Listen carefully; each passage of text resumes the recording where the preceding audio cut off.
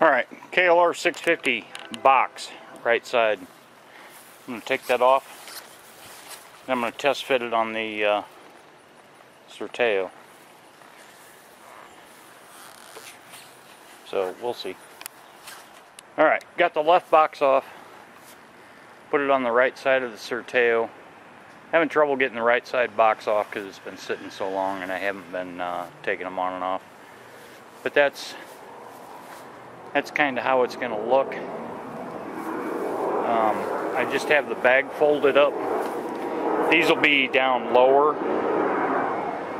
and more even with the seat. But it's the idea how the ammo boxes are going to look.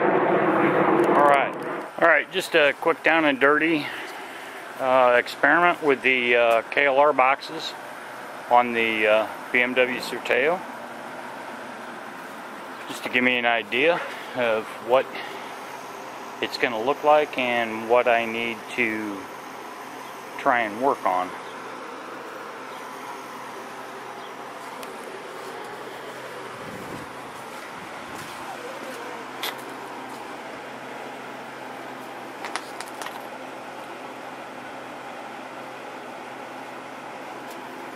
Pretty awesome.